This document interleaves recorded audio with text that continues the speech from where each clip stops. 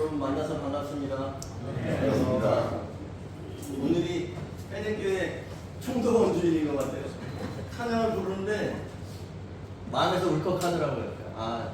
그래도 그동안에 전에 교회에서 살면서 인심을 잃지 않았나 보다. 왜냐면 여기까지 이렇게 찾아와 주시고 또 그 말씀 중에 뭐가 생각나냐면 예수님의 기도가 생각났어요. 예수님께서 뭐라고 기도하셨냐면 내가 비옵는 것은, 예수님께서 이제 마지막에 기도하시는 겁니다. 내가 비옵는 것은 이 사람들만 위함이 아니요.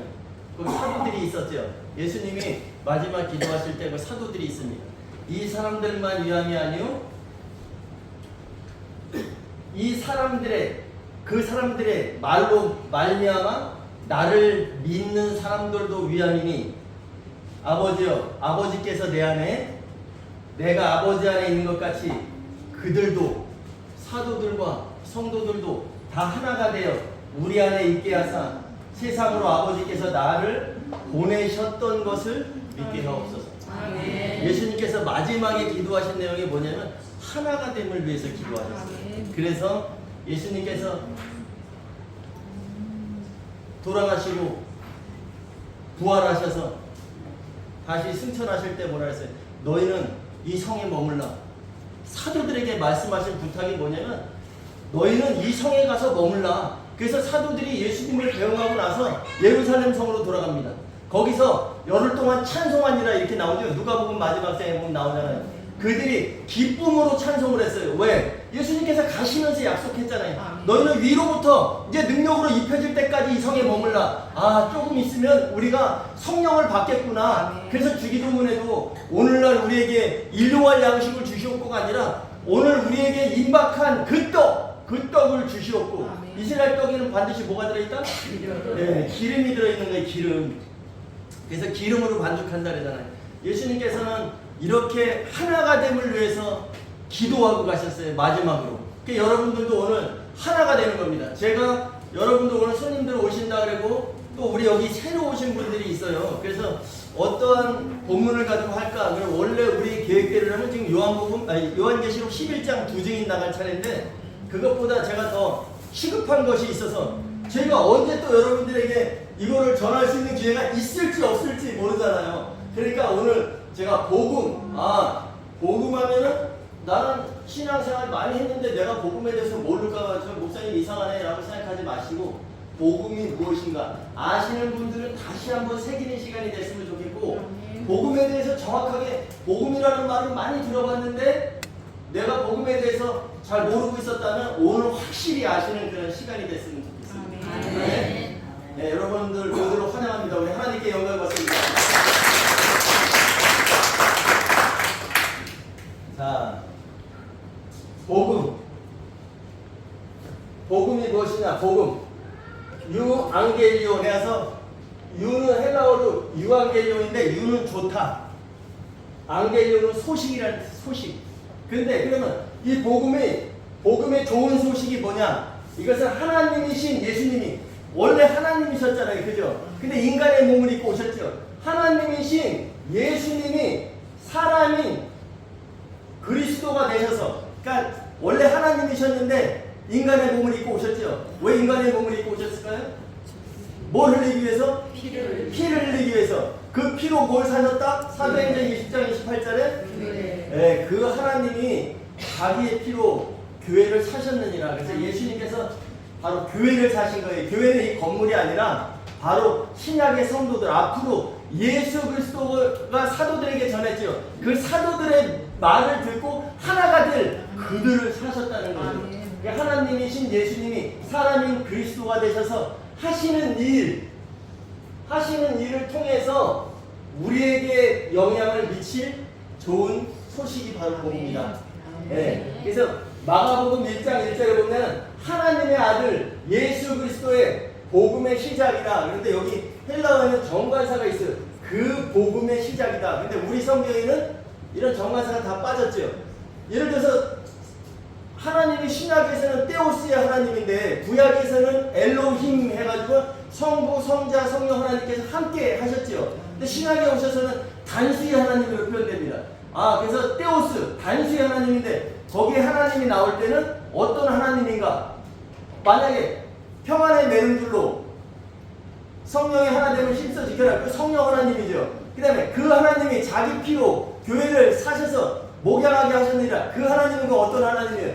피를 흘리신 하나님은 예수 그리스도구나. 성도 하나님이나 이것을 문맥에 따라서 우리가 성경을 잘 봐야지만 하나님의 말씀이 하나님의 논리인 그 성경을 잘 이해할 수 있다는 겁니다. 아멘? 그래서 하나님의 아들 예수 그리스도의 그 복음의 시작이다. 그럼 그 복음이 뭘까? 그 복음이 뭘까? 자기 몸을 제물로 드려서 그 결과로 우리가 어떻게 될 것인지 그 내용이 바로 복음인 거예요. 예수님은 소나 염소나 송아지들의 피로 아니하고 자신의 피로 단번에 끝내셨잖아요. 그죠? 그러니까 자기 몸을, 예수님의 몸을 제물로 드려서, 그래서 예수님이 제물로 드릴 때 어린 양인데 뭐 아르니온, 그죠? 제물로 드려질 어린 양, 자기 몸을 제물로 드려서 그 결과로 예수님이 희생제물이 되셔서 그 결과로 우리가 어떻게 될 것인가, 그 내용이 바로 복음의 내용이라는 거죠. 예수님께서 복음에 대해서 말씀하신 내용이 마태복음 26장 13절에 있습니다. 찾지 마세요. 여기 써놨습니다. 마태복음 26장 13절. 자, 같이 한번 읽겠습니다. 시작. 내가 진실로 너희에게 이르노니 온 천하에 어디서든지 이 복음이 전파되는 곳에서는 이 여자가 내게 행한 일도 말하여 그녀를 기억하리라 하시니라. 이게 바로 예수님께서 직접 말씀하신 거예요. 내가 진실로, 내가 누구죠? 내가? 네, 예수님께서 진실로 너희에게 이르노니, 사도들입니다. 사도들. 우리는 너희라고 하면은 다 우리로 착각해서 성경을 잘못 이해하는 경우가 있습니다. 예수님께서 누구에게 말씀하신 거지? 너희는 가서 모든 민족으로 제자를 삼아 아버지와 아들과 성령의 이름을, 내가 성령의 이름으로 세례를, 그들을 성령에 잠기게 하라. 이거 누구에게 하신 말씀이에요? 너희에게? 사도들에게 하신 말씀이에요. 사도들에게 복음을 전하라고 말씀하신 거고, 사도들을 그래서 중매쟁이로 세우신 거고, 우리는 사도와 성도를 구분하지 못하면 뭐가 뭔지 구분을 못하는 거예요. 사도들은 중매쟁이 역할을 하는구나, 예수 그리스도의 분신이구나, 목격자구나, 증인이구나. 그래서 예수님께서 말씀하셨잖아요. 너는 페트로스라, 너는 베드로라, 반석의 조각이야. 내가 이 반석 위에 내 교회를 세우리니 음부의 문들이 교회 것을 능가하지 못하리라. 아멘. 너는 반석의 조각, 하나의 조각이지만 내가 12조각이 모이는 온전한 이 반석 페트라 위에 내 교회를 세우리니 음부의 것들이 교회 것을 능가하지 못하리라. 이렇게 말씀하셨잖아요. 그러니까 내가 진실로 너에게 이르노니 온 천하에 어디서든지 이 복음이, 이거 예수님께서 말씀하신 겁니다. 이 복음이 전파되는 곳, 그 복음이 전파되는 곳이 어디예요? 교회죠. 교회에서는 이 여자가 행한 일도 많아요. 그 이 여자가 누군가? 마태복음 26장 13절에는 이 여자가 행한 일도 많아요라고 되어 있는데, 우린 이 여자가 누군지 알지 못해요. 이 여자가 행한 일도 많아요. 그녀를, 여자니까 여성이겠죠. 그녀를 기억하리라 하시니라. 예배 때마다 이 여자가 행한 일을 꼭 말해야 된다고 예수님께서 직접 말씀하셨어요.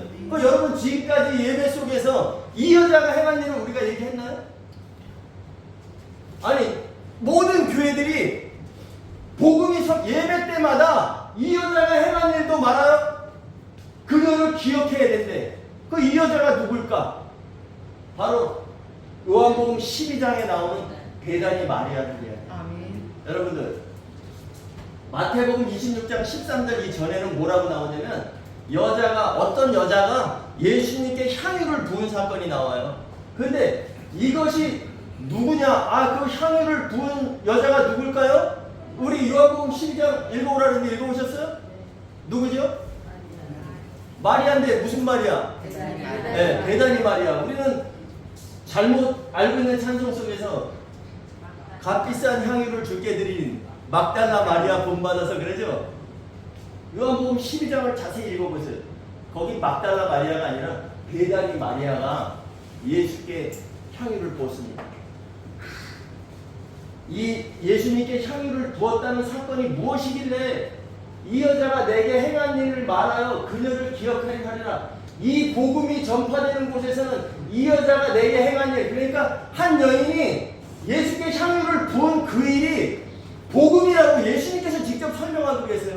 아, 이 복음이 전파되는 곳에서는 이 여자가 요한복음 12장에 베다니 마리아가 예수님께 300데나리온에 되는 그 향유를 직접 부은 그것을 말하여 그녀를, 그 여인, 향유를 부은 그 여인을 기억하리라 하시니라. 이것이 꼭 예배 때마다 선포되어야 된다는 말씀이에요.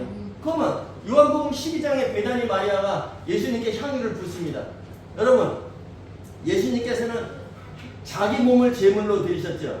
그럼 레위기에 보면은 희생 제물을 잡을 때 닷새 전에 간택하죠. 그 다음에 4일 동안 점검합니다. 이게 제사를 드리는 때 가장 기본이 되는 거예요. 닷새 전에 간택해서, 그럼 요한복음 12장에 보면은 베다니 지역으로 예수님께서 6월절 엿새 전에 들어가십니다. 그 다음에 그날 저녁에 만찬이 벌어지는 거예요. 그러면 가만히 생각해 보세요. 엿새 전에 베다니 마을로 들어갔습니다. 베다니 지역에. 근데 그날 저녁 6시가 지났어요. 그럼 우리는 밤 12시를 다음날로 보지만 유대인들은 6시가 되면 다음날이 되는 거예요. 저녁 6시가 되면. 그럼 그날 저녁에 만찬이 벌어졌어요. 만찬과 오찬은 다릅니다. 오찬은 점심 식사를 얘기하는 거지만 만찬은 저녁 식사를 얘기하는 거예요. 그럼 그날 저녁 6시가 넘었죠. 그러니까 6월절 닷새 전이 됐죠. 엿새 전에 들어갔는데 그날 저녁 6시가 넘었으니까 5시가 됐잖아요. 닷새 전이 됐잖아요. 그러니까 이 여자가 예수님께 향유를 붓는 겁니다. 왜? 6월절 어린 양으로서 기름 부음을 받으신 거예요, 이때. 그럼 제자들도 모르고 아무도 모르는 일을 이 여자가 이것을 해가잖아요. 그래서 누가복음 11장에 가보면 아버지 너희는 이렇게 기도하라. 요한의 제자들은 요한이 가르쳐준 대로 기도를 하는데 우리는 어떻게 기도하면 되겠습니까? 그랬더니 거기서 바로 아버지요, 아버지의 이름이 거룩히 여기를 가지고 쭉 나오죠. 그 전에 바로 뭐가 나오냐면 예수님께서 이 여자가 행하기 전에 누가복음에 가서 10장 마지막 절에 가보면 예수님께서 베다니 지역을 갔었어요. 그런데 마르다가 있었어요. 마르다가 예수님을 초청해서 예수님이 그 집에 들어가십니다.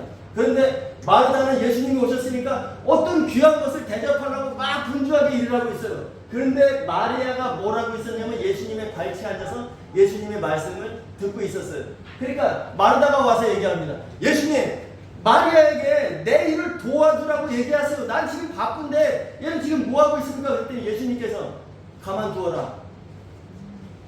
이 마리아가 좋은 편을 택했다는 것은 바로 예수님의 말씀을 집중해서 듣는 것을 이야기합니다.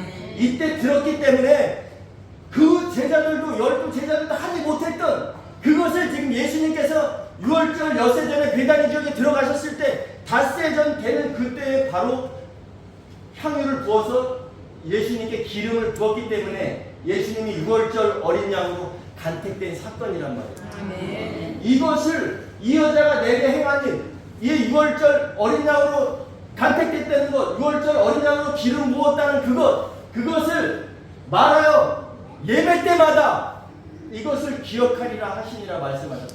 이것이 바로 복음인 거예요. 그러면 예수님께서 6월절 어린 양으로 기름 부음을 받았다. 이 내용이 바로 복음의 핵심이에요. 그럼 우리는 여기서 머물러만 있으면 안 되는 거죠. 6월절 어린 양으로 기름 부음을 받아서 희생제물이 되셨으면 그 다음에 일을 생각해야 되는 거잖아요. 그죠? 우리가 예수님께서 하시는 일을 통해서 우리가 6월절 어린 양으로 죽임을 당하셨구나. 그러면 6월절 어린 양으로 죽임 당해서 피를 흘려서 우리를 다 구원하셨구나 라는 것에서 머물러만 있다면 여러분들 지금 신앙생활 왜 하겠어요? 왜 무엇인가를 자꾸 갈급해하면서 찾아다니는 거냔 말이에요.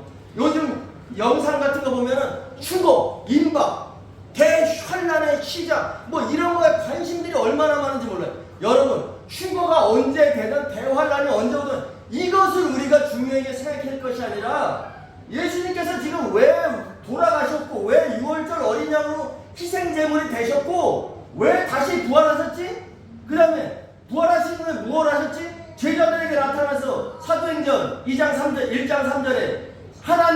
통치에 관한 일을 말씀하시니라. 부활하시고 40일 동안 얼마나 그 중요한 그 시간에 제자들에게 말씀하셨어요. 하나님의 통치에 관한 일을 말씀하시니라. 그 하나님의 통치에 관한 일을 오늘 한번 배워보려고 합니다. 예, 예수님께서 하시는 일을 통해서 우리에게 영향을 미칠 좋은 소식이 바로 뭐라 그랬어요? 예, 복음이라 했죠. 복음.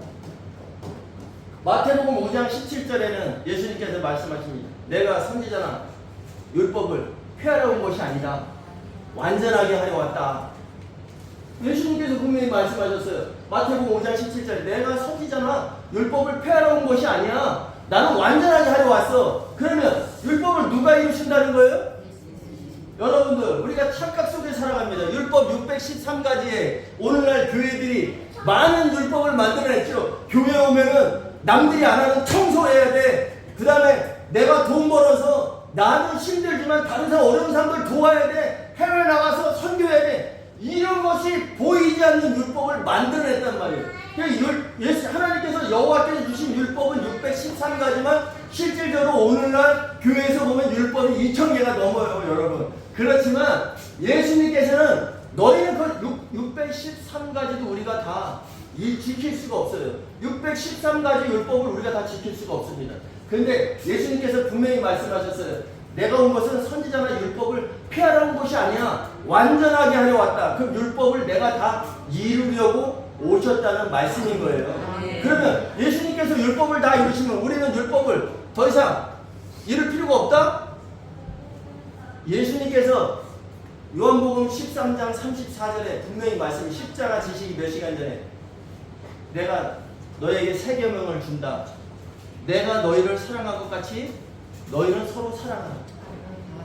그러면 율법은 옛 계명이겠죠. 그 옛 계명은 예수님께서 다 이루신다 그랬죠. 그 율법이 천지가 없어지기 전에 율법의 1.1획도 없어지지 아니한다 그랬죠. 예수님께서 율법을 다 이루실 것이니까 너희는 아무리 해도 율법을 지킬 수가 없어. 왜? 율법으로는 죄를 깨닫게 하는 거죠. 우리가 거울을 봅니다. 우리 얼굴에 티가 있어. 거울을 봐. 거울을 1시간 들여다보고 있다고 해서 거울이 내 티를 떼어주나요? 거울을 보면서 내가 어디에 티가 있는지를 보고 그 티를 띄는 것이 바로 거울의 역할이잖아요. 거울 앞에 가서 여러분, 내가 지저분한데 1시간 동안 거울 앞에 가서 가만히 서 있습니다. 그 거울이 나를 깨끗하게 해주나요? 예수님께서 율법을 다 이루시면서 요한일서 1장 9절에 너희가 너의 죄를 자백하면, 인정하면, 고백하면 그는 미쁘고 오로우사 우리를 모든 불의에서 깨끗하게 하실 것이요. 만일 너희가 죄 없다 하면 하나님을 거짓말하는 이로 만드는 것이니. 로마서 3장 23절에 모든 사람이 죄를 범할 수 밖에 없음에, 우리는 로마서 3장 23절에 모든 사람이 죄를 범하였음에 이렇게 성경에 번역이 되어 있습니다. 원문에 보면 모든 사람이 죄를 범할 수밖에 없음에 그 하나님의 그 영광에 이르지 못하더니, 모든 사람은 죄를 범할 수밖에 없는 상황에 놓여 있다는 거죠, 여러분. 복음을 들었는데 복음은 좋은 소식이라고만 우리가 알았다면, 예수님께서 하시는 일을 통해서 우리에게 영향을 미칠 좋은 소식이라면 예수님께서 무엇을 하고 계신지 우리가 그걸 모르는 상태에서 복음은 좋은 소식이야. 복음을 들으니까 하던 일이 다 잘 됩니까? 나에게 맡았던 모든 것이 복음을 들으니까, 예수를 믿으니까 다 뚫리던가요? 여러분, 착각 속에서 제발 헤어나셔야 됩니다. 복음을 듣는 순간부터 우리는 그 말씀을 알기 위해서 노력하고 그 하나님의 뜻대로 살기 위해서 노력하니까, 복음을 들은 순간부터 우리가 씨를 뿌렸는데 본인에다 뿌렸다. 공중에 새가 와서, 새들이 와서 바로 쪼아먹듯이 우리에게 복음이 떨어지는 순간 우리에게는 화살이 날라오는 겁니다, 여러분. 우리의 그것을 빼앗기 위해서, 우리가 들은 그 복음을 간직하지 못하게 하기 위해서. 그래서 사도 바울이 얘기하잖아요. 고린도서 11장 2절에 내가 너희를 한 남편인 그리스도께 한 정결한 처녀로 중매했음 이로다. 이미 중매했음 이로다. 완료형입니다. 여러분들은 이미 예수 그리스도와 혼인된, 정혼된 상태란 말이에요. 그래서 주님은 뭐를 가장 싫어하신다? 주님은 음행이라는 것은 나하고 정혼된 상대가 있는데 다른 남자한테 기웃거리는 것. 내가 다시 오실 주님을 기다려야 됨에도 세상에 취해서, 세상에 분주해서, 세상의 모든 것을 내 신랑으로 삼아가는 그것이 바로 음행이라는 거예요. 예수님은 약속하셨어요. 예수님의 결혼과는 음행만 하지 않는다면 절대 버리지 않으신다고 약속하셨잖아요. 예수님께서 하시는 일이 무엇인가? 이것은 율법은 다 예수님께서 이루신다고 약속하셨지요. 요한복음 5장 17절에 그러고 내가 새 계명을 너에게 주니까 너희는 서로 사랑해. 그 사랑은 무슨 사랑이다? 네, 아가페 사랑이다. 사람들이 육신적으로 할 수 있는 혈연적인 사랑, 형제간의 사랑이 아니라 아가페 사랑. 아가페 사랑은 무슨 사랑이다?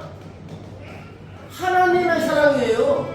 근데 예수님께서 이거 더 어렵게 613가지 율법도 지키지 못했는데 이건 내가 지킬 테니까 너희는 더 어려운 아가페 사랑을 해라? 아가페 사랑을 사람이 할 수 있어요, 없어요? 사람이 도저히 어떻게 아가페 사랑을 하는? 근데 예수님께서는 분명히 요한복음 13장 34절에 새 계명을 준다. 새 계명. 너희는 아가페 사랑을 해라. 아가페 사랑. 하나님의 사랑을 인간이 어떻게 할 수 있습니까? 그렇기 때문에 성령을 보내주셨잖아요. 로마서 5장 5절에 성령을 통해서 부어주시는 하나님의 사랑이 우리 마음에 부음바 되미니 여러분 우리가 도저히 사람이 사랑을 할 수 없는 사랑이 아가페 사랑인데 도저히 할 수 없는 사랑을 예수님께서 하라 하셨을까요? 거기에 방법을 그래서 성령을 보내주시는 거니까 예수님께서 십자가에서 죽으셔서 뭐 하셨어요? 이 죽으신 날이 6월절 이스라엘 7대 절기로 본다면 6월절 어린 양으로 돌아가셨습니다. 그 다음에 십자가에서 6월절 어린 양으로 돌아가셨어요. 6월절 날. 그 다음에 바로 무슨 절기가 있죠? 무교절이 있죠. 무교절은 베드로전 3장 18절에 그가 육으로는 죽임 당하시고 수동형입니다. 예수님께서 그냥 죽고 싶어서 죽은 게 아니에요. 그가 육으로는 죽임 당하시고 영으로는 살리심을 얻으셨으니 여러분 여기에 주목하셔야 되는 거예요. 예수님께서 그냥 나 죽고 싶어서 나 죽는다, 나 죽으러 왔으니까 죽는다, 다시 나 부활한다. 예수님의 능력이 아니었어요. 육으로는 죽임을 당하시고 영으로는 살리심을 받으셨으니 그러면 옥에 있는 영들에게 선포하셨죠. 네. 그리고 베드로전서 4장 6절에 보면 이와 같이 죽은 자들에게도 복음이 전파된 적이 있었으니 그래서 옥에 있는 영들에게 가서 복음을 선포하셨습니다. 이 옥에 있는 영들은 누구냐면 노아의 날 동안에 불순종한 자들. 그러니까 예수님이 오시기 전에 복음을 듣지 못했던 자들, 이런 자들은 음부에 내려가 있죠. 그 이들에게 복음을 선포하셨으니 그래서 예수님은 공평하신 하나님이라는 것이 여기에서 하나님은 공평하시다는 것이 여기에서 나오는 거예요. 여러분 다윗과 골리앗이 싸웠는데 누가 봐도 이해되지 못하는 부분인데 그걸 통해서 하나님의 편이 이겼으니까 공평하시다는 이게 아니라 여러분 잘 기억하셔야 돼요. 무교전에 예수님이 죽으신 그 십자가 3일 동안에 옥에 있는 영들에게 음부로 내려가셔서 이들에게 복음을 선포하신 거예요. 그 다음에 부활하셨죠. 이게 무슨 절? 초곡절 곡식의 단을 제사장에게 가져가는 단. 초곡절에 부활하셨습니다. 부활.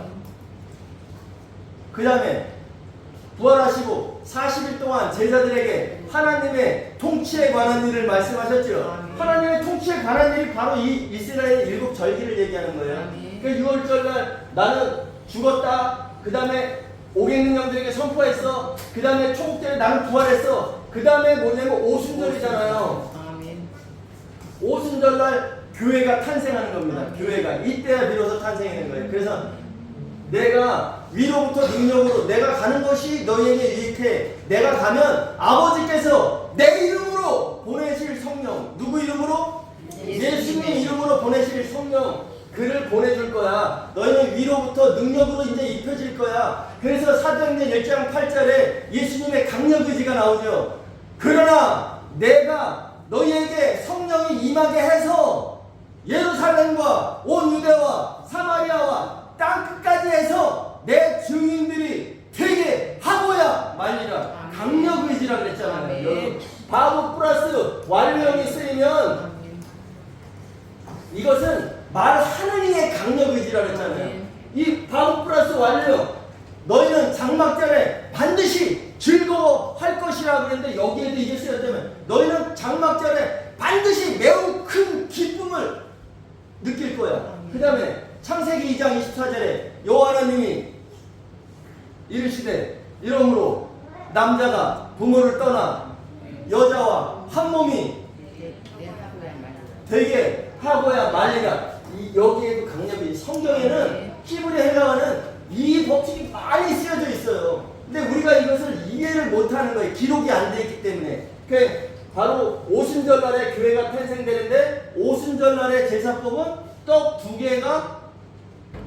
개를 드리죠. 떡 두 개를. 근데 다른 절기의 제사법에는 누룩이 들어가지 않는데 오순절에만 누룩이 들어갔어요. 오순절에 떡 두 덩이가 흔들립니다. 이게 뭐냐면 오순절날에 이제 너희는 위로, 예수님께서 부활하고 40일 동안 제자들과 함께 계시면서 너희는 위로부터 능력으로 입혀질 때까지 이 성에 머물라. 그러니까 제자들이 그거를 듣고 예루살렘 성으로 돌아가서 기뻐하며 찬송하니라. 누가복음 맨 마지막 절에 기록이 되어 있습니다. 그들이 예루살렘 성으로 돌아가서 기뻐하며 찬송하니라. 근데 찬송하는데 거기서 바로 사도행전 2장 1절로 갑니다. 오순절날이 이미 이르매. 그러면 오순절날이 이미 이르렀다는 것은 예수님께서는 40일 동안 제자들에게 함께 하셨죠. 그 다음에 오순절은 50일째 되는 날이잖아요. 그러니까 제자들은 그럼 며칠 동안 예루살렘 성전에 있었어요? 10일 동안 있었잖아요. 그래서 사도행전 2장 1절로 가는 겁니다. 오순절날이 이미 이르매 사도들의 성령의 충만함을 받아 성령의 말하게 하심을 따라 각기 언어로 말하기를 시작하니라. 2장 40, 이때 사도들이 성령의 충만함을 받아서 떡 한 덩어리가 돼버린 겁니다. 왜? 성령은 기름이라고 했잖아요. 사도들이 알곡인데 자아가 껍데기가 벗어지고 각기 가루가 돼서 성령의 기름으로 되니까 하나가 된 거예요. 그러니까 2장 41절에 그들의 말을, 그럼 사도들이 말하기를 시작할 때 2장 41절에 그들의 말을 받아들인 자들, 거기에 우리 성경에는 받은 자들이라고 되어 있는데 그게 아니라 거기에는 수십만 명이 모여 있었습니다. 그들의 말을, 사도들의 그 설교 내용을 받아들인 자들은 그날의 제자의 수가 3천이나 더하다. 아시겠어요? 예. 그들의 말을 듣는 건 다 들었죠. 수십만 명이 들었는데 그 중에 3천 명만 그들의 사도들의 말을, 성령의 말하게 하심을 따라 말하는 그 말씀을 받아들였다는 거예요. 여러분, 우리는 이런 절기를 통해서 우리가 확실히 알아야 되는 것은 예수님께서는 지금 6월절 십자가에서 돌아가셨어요. 그죠? 십자가, 그럼 우리 십자가를 바라봅니다. 십자가에서 이미 예수님이 저기 달려 계신가요? 내려오셨나요? 내려오셨죠? 내려오셔서 지금 옥에 있는 자들에게 복음을 선포하셨습니다. 그리고 부활하셨어요. 그 다음에 예수님이 가시면서 바로 성령이 내려왔어요. 성령을 보내주셨단 말이에요. 그래서 성령은 하나 되게 하는 영인데 성령을 보내주시고, 그 다음에 예수님은 어디로 가셨어요? 셋째 하늘로 가셨잖아요. 그래서 지금 주님이 우리와 함께 계시다라는 말을 엄밀히 말하면 잘못된 이야기예요. 예수님은 지금 셋째 하늘로 올라가셨단 말이에요. 하나님 아버지께서는 전지전능 무소부지하시기 때문에 여기도 계시고 셋째 하늘에도 어디도 계시지만 예수님은 지금 셋째 하늘에서, 그래서 계시록 14장에 백마 탄자들이 14만 4천과 함께 시온산에 섰고 내려올 준비하시잖아요. 그럼 오순절날이 지금 우리가 이 시대를 지금 살아가고 있는 겁니다. 오순절 시대를 살아가고, 오순절은 성령으로 교회가 탄생했죠. 그럼 우리는 지금 성령 충만을, 성령의 기름을 채우는 시대를 우리는 지금 살아가고 있다는 거예요. 그러면 이 오순절이 지나면 바로 무슨 절기가 오냐? 바로 나팔절이 옵니다. 나팔절. 그래서 성경에서는 마지막 나팔로 표현하고 그 다음에 나팔절은 예수님의 재림이죠. 그 7번째 나팔에 주님이 오시죠. 주님이 오신단 말이에요. 나팔절에. 그럼 지금 오순절에 우리가 오순절에 준비하는 거예요. 준비. 성령의 기름을 준비. 그래서 마태복음 25장에 천국은 마치 등을 들고 신랑을 맞으러 나간 열 처녀와 같으니 신랑이 밤중에 신랑이 더디움에 그들이 다 졸며 잘새 다 죽었다는 얘기겠죠. 죽었는데 밤중에 신랑이로다 맞으러 나오라 하니 그 처녀들이 다 일어났죠. 그 등을 가진 등은 다 열 처녀가 다 가졌습니다. 근데 그 중에 5 처녀는 슬기로운 처녀는 등에 기름을 준비했지요. 근데 5 처녀는 등만 가지고 있었잖아요. 신랑이로다 맞으러 오라 하니 그들이 등불을 켠 처녀들은 주님과 함께 했겠죠. 그 혼인집에 그들이 살아간 사이에 혼인 잔치들 문이 닫힌지라 이렇게 나오잖아요. 그러니까 등을 가지고 등은 여러분들은 다 등을 소유한 자들이에요. 제가 확실히 압니다. 왜? 영으로 살아난 자들은 예수 그리스도를 영접한 자들은 이미 다 등을 가지고 있는 자들이에요. 그럼 등을 가지고 있다는 것은 계속 불을 밝히고 있다는 거죠. 영은 뭐냐면 사람의 영은 여호와의 등불이라 사람의 깊은 속을 살피시느니라. 누가? 성령께서. 그러니까 우리는 사람의 영이 계속 살아있으니까 등을 밝히고 살아가잖아요. 그러니까 등에 기름이 소진돼요, 안 돼요? 차에다 기름 가득 채우고 어디 멀리 가면 기름이 계속 소진되잖아요. 달리고 있는 동안. 똑같습니다. 우리가 그 한 번 기름 충전했다고 해서 그게 아니라 우리는 계속 불을 밝히고 살아가는 생활을 하기 때문에 등에 기름은 계속 소진되고 있으니까 와서 충전하러 오시는 거잖아요. 예배 자리에. 2-3 사람이 내 이름으로 모여진 곳에는 나도 그들과 함께 하리라. 뭘로? 2-3 사람이 내 이름으로 모여진 곳에 예수 그리스도의 이름으로 모여진 곳에는 2-3 사람이 내 이름을 향하여 모여진 곳에서는 나도 성령으로 그들과 함께 하리라. 여러분들 예배의 자리에 나와서 예수 그리스도를 향해서 믿는 예수 그리스도를 관해서 믿는 하나님의 뜻이 무엇인가를 발견하면서 나가는 그 생활이 바로 성령을 충전하는 생활이다. 내가 좋은 옷 입고 어떠한 거룩한 모습을 갖추고 교회 가서 출석하고 왔다라고 해서 성령이 충전되는 것이 아니라 여러분 똑같잖아요. 주유소에 차 기름이 없어서 들어갔습니다. 근데 주유소에 가서 기름을 안 넣고 돈을 지불하고 기름을 넣는 행위를 해야 되잖아요. 근데 주유소에 가서 30분 노닥거리다가 왔어. 기름이 들어갔어요, 안 들어갔어요? 목적을 달성 못한 거죠. 예배라는 것이 그겁니다. 한 번을 예배해도 하나님을 바로 알아가서 하나님을 향해서 믿는 것. 이것이 바로 예배라는 거예요.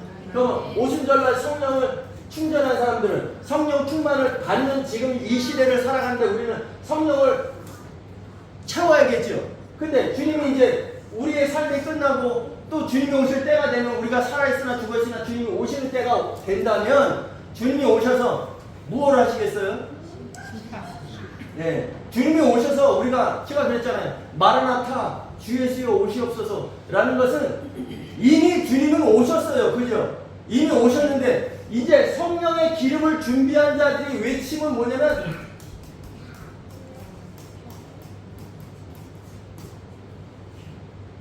우리가 마라나타 이렇게 말하면 주 예수여 오시옵소서. 근데 우리 기름을 준비한 자들의 외침은 뭐냐면 마라나타 오려야 된다 그랬잖아요.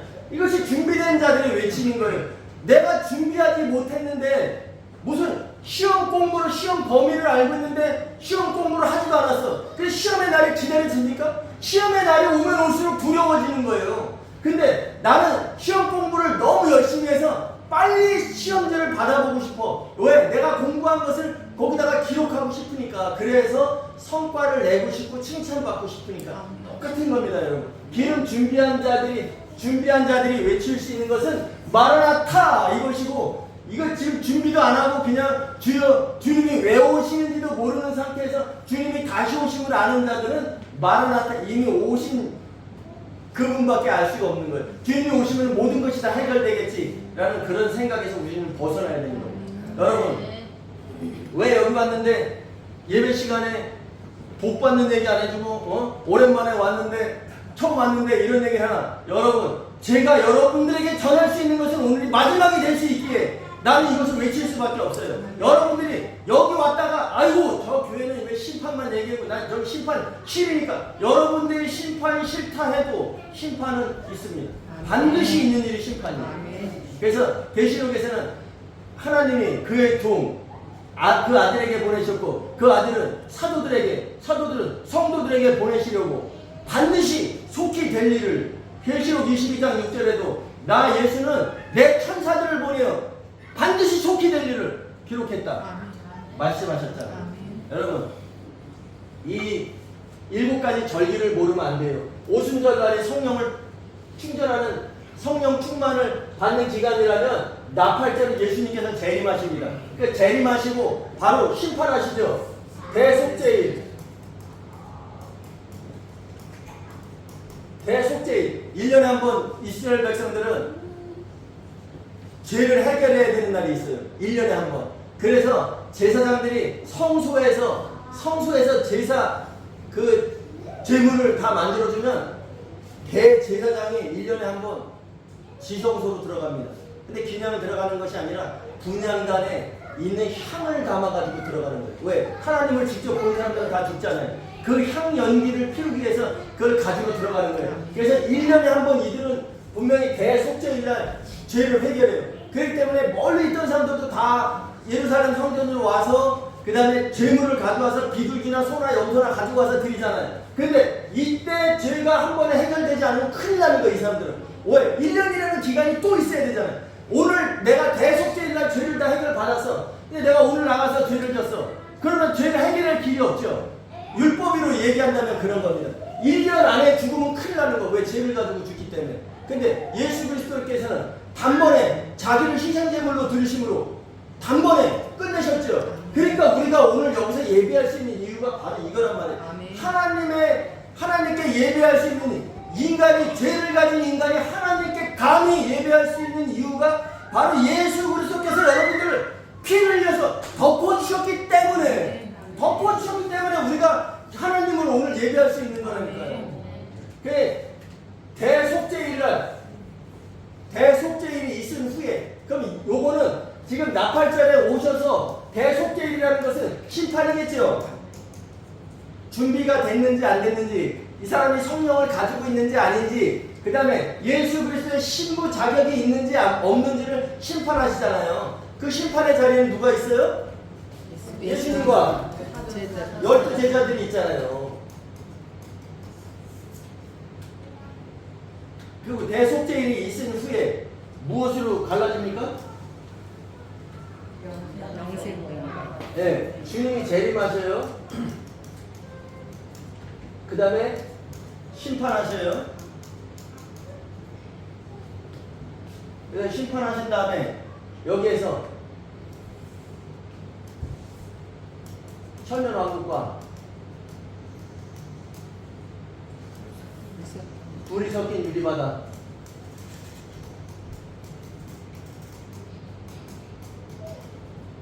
이것이 여기에서 심판해서 요리로 들어가는 자가 있고 요리로 들어가는 자가 있겠죠. 여러분들 여기의 기준은, 심판의 기준은 성령의 기름을 준비했느냐 안 했느냐 그거죠. 신부된 자격을, 예수님을 정혼한 상태에서 예수님을 신랑으로 맞을 준비를 잘 했느냐 안 했느냐, 이것이 바로 차이가 있다는 거예요. 그들은 천년왕국에 들어가는 자는 예수님과 함께 천년왕국 혼인 만찬에 들어가는 것이고, 준비되지 못한 자들은 불이 섞인 유리바다, 예수님께서 말씀하신 불지옥. 형제에게 미련하다 하는 자, 형제에게 라가라 하는 자는 지옥불에 들어가게 되고, 예수님께서 말씀하셨죠. 분명히 말씀하셨습니다. 그래서 불이 섞인 유리바다를 계시록의 용어로는 불이 섞인 유리바다라고 하고 또 유리바다라고도 하지만, 실질적으로 계시록 20장 13절에 보면은 그 바다가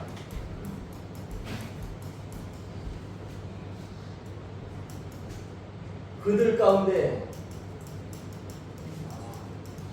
죽은 자들을 내주고, 여기 들어가 있다는 사람들은 죽어 있다는 얘기입니다. 계시록에 죽어 있다는 얘기가 어디 있어요? 계시록 20장 13절에 보면 그 바다는 여기 불이 섞인 유리바다를 얘기해요. 불이 섞인 유리바다, 그 바다가 그들 가운데 죽은 자들을 내주고 사망과 음부도 죽은 자들을 내주는 그런 일이에요. 여러분들, 이 땅의 삶은 잠시 잠깐이라고 그랬잖아요. 그러면 이 땅의 삶의 목적이 내가 잘 먹고 잘 사는 것이 목적이라면 우리는 이곳에 예수님과 함께하는 복을 누릴 수가 없습니다. 우리가 지금 이 때를 준비하지 못한다면 우리는 지금 헛발질하고 있는 거예요. 헛손질하고 있는 거예요. 제가 그래서 권투 선수가 얘기했잖아요. 등치가 크고 아주 누가 봐도 이 사람이 이기게 생겼는데 빼빼 마른 사람하고 같이 싸우는데 누가 봐도 그 사람이 이겨. 근데 한 번을 맞춰도 제대로 맞춰야지 점수를 따는 거지. 아무리 등치가 좋고 힘이 좋아서 헛손질 해봐야 그것은 점수에 아무런 승리를 가져갈 수가 없어요, 여러분. 우리는 지금 이때 이 천년왕국 주님이 오셔서 왕으로 오셔서 그리스도의 세상 나라가 그리스도의 나라가 돼요. 우리 주와 함께 그리스도의 나라, 이 그리스도의 나라를 소망하면서 살아가는 것이 이 땅의 삶의 목적이 되어야 된다는 거예요. 그래서 오늘은 일곱 절기, 유월절, 무교절, 초곡절, 오순절, 나팔절, 대속죄일, 심판, 그 다음에 장막절, 주님이 오셔서 이제 이 천년왕국에 들어가는 것이 바로 장막절을 이야기하는 거예요.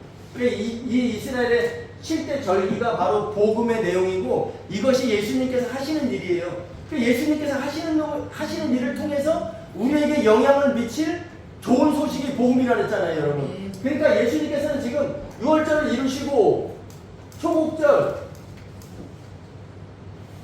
무교절, 초곡절, 오순절, 지금 요거는 다 이루셨어요. 이미 이루셨어요. 그래서 지금 오순절 시대를 살아가고 있고 앞으로 이루어질 게 나팔절, 대속죄일, 장막절이잖아요. 우리는 지금 이 시대를 살아가면서 이것을 준비하면서 살아야 된다는 거예요.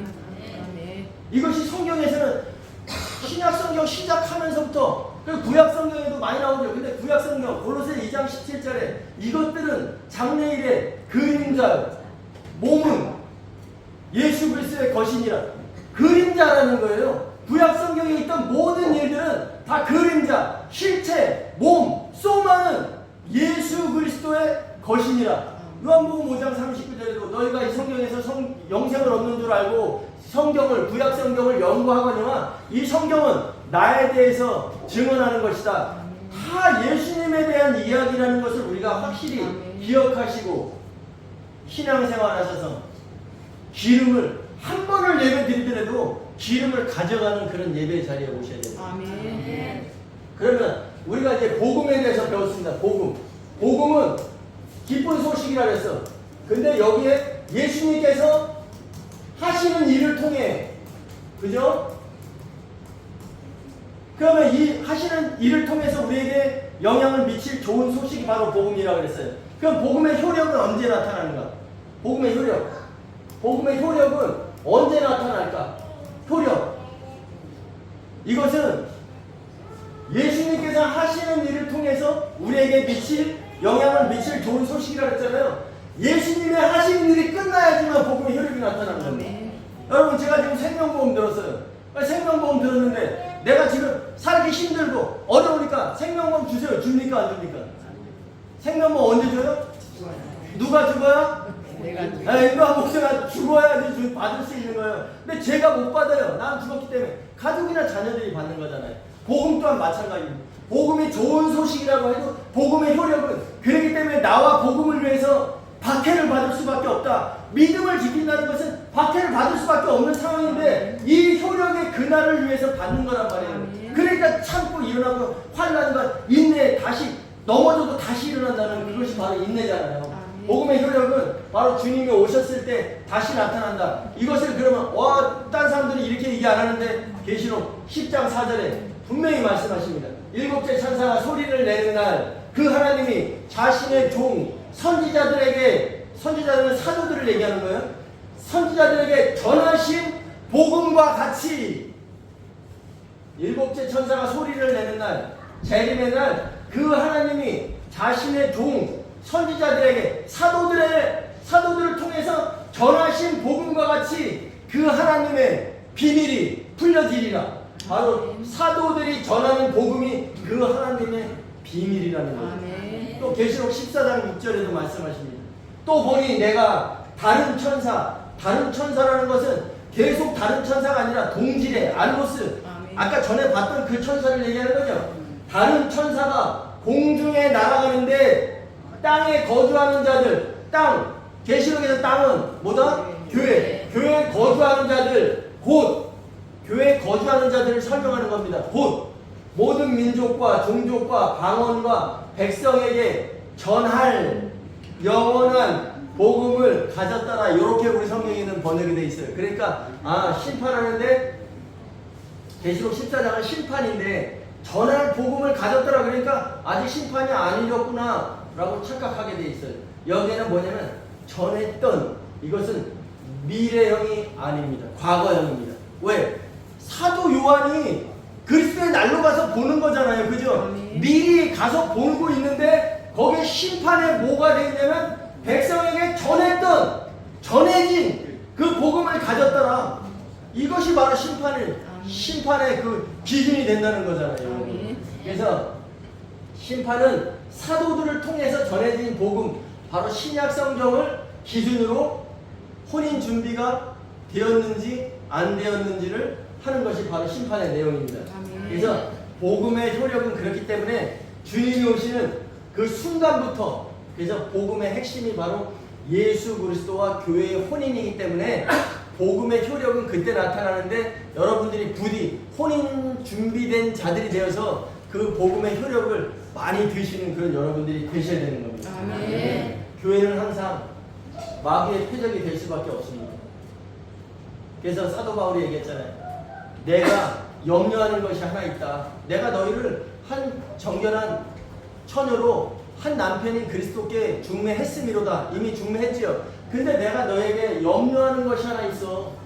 에덴 동산에서 뱀이 하와를 미혹했던 것 같이 너희가 그리스도를 향하는 진실함과 깨끗함에서 벗어날까봐 내가 두려워한다.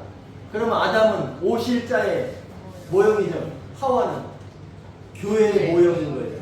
그래서 교회는 항상 마귀의 표적이 될 수밖에 없습니다. 그래서 에베소서 5장 14절에 잠자는 자여 깨어서 죽은 자들 가운데서 일어나라, 이렇게 말씀하십니다. 잠자는 자여 깨어서 죽은 자들 가운데서 일어나라. 여러분, 우리가 지금 잠자고 있습니까? 여기서 잠자는 분이 계시다는 거죠. 기독교인들이 다 예배, 주일날이면 다 예배 가는데 다 잠자고 있습니까? 다 깨서 교회 가죠. 무엇이냐면 세상만 보고 있다면 잠자는 자예요. 왜? 6월절에 예수 그리스도께서 돌아가시고 교회를 마련해놓고 신부들을 마련해놓고 가셨는데 부활하셔서 이미 올라가셨고 성령을 보냈어. 그 다시 오시는 것을 기억하지 못하고 그날에 머물러 있는 자들은 잠자는 자고, 다시 오는 시대를 바라보고 그날의 소망을 두고 살아가는 자들은 깨어있는 자라는 거죠. 여러분, 우리 부디 깨어있는 자들이 되시기 바랍니다. 네, 제가 오늘 조금 길었어요. 또 설명해드리고 싶은 게 너무 많아요. 근데 이 너무 길다 보면 집중이 안 되니까 제가 준비한 것은 더 있지만 여기까지 하겠습니다. 근데 저는 늘 여러분들에게 말씀드리고 싶은 것은 머물러 있으면 안 된다는 거죠. 예수님께서는 움직이는 관역이에요. 새가 날아가는데 내가 아무리 명사수라도 날아가는 새를 그 새에 날아가는 자리에다가 쏘면 새가 떨어집니까? 안 떨어집니까? 날아가는 속도, 바람 다 계산해서 요 정도에 날아가고 있다. 새가 여기서 날아가고 있다. 막 날아가고 있다 그러면 여기를 조준하면 돼요, 안 돼요? 여기를 조준해야 되잖아요. 그래서 총알이 날아가는 속도와 새가 여기에서 맞았을 때 딱 맞잖아요. 예수님은 지금 십자가에서 이미 내려오셨단 말이에요. 근데 십자가에 예수님만 바라보고 한 번 구원은 영원한 구원이다. 그 신앙생활 뭐하러 해요? 한 번 구원받으면 끝나는데. 한 번 구원받았다는 것이 영의 구원을 받았다면 믿음의 결국 곧 혼들의 구원을 받으리라.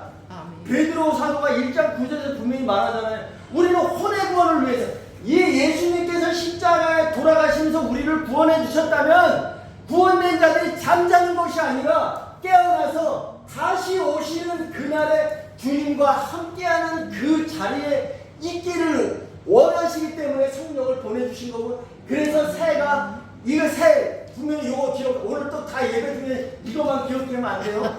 요거만 기억하셔도 되는데, 이것이 뭐냐면 새가 날아가고 있는데 거기만 조준할 것이 아니라 앞에를 해야 되는구나. 예수님은 이미 십자가에 달려 돌아가셨기 때문에 십자가에 달려 돌아가신 예수님만 바라보는 게 아니라 이렇게 가서 다시 오시는 그 주님을 바라보면서 무엇을 준비해야 하는가. 이것이 바로 여러분들이 이 땅을 살아가면서 갖춰야 할 몫이에요. 하셔야 되는 일입니다.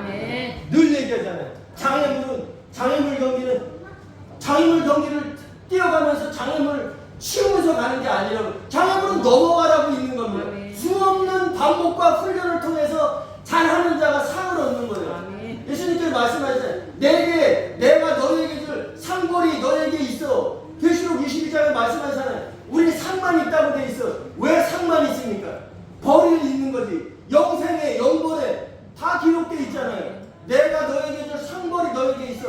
상을 얻는 자는 천년왕국에 들어가는 자고, 벌을 받는 자는 불이 섞인 일바다에 가서 천년 동안 죽어있는 자가 바로. 그런데 여러분들 천년왕국에 들어갈 자가 될 것인지 아니면 잠자는 자가 돼서 그날에도 죽어있을 것인지는 바로 오늘의 삶에, 그 다음에 여러분들이 살아있는 동안에 예배하면서 그것을 준비해야 된다는 것을 여러분이 꼭 새기시기 바랍니다. 네.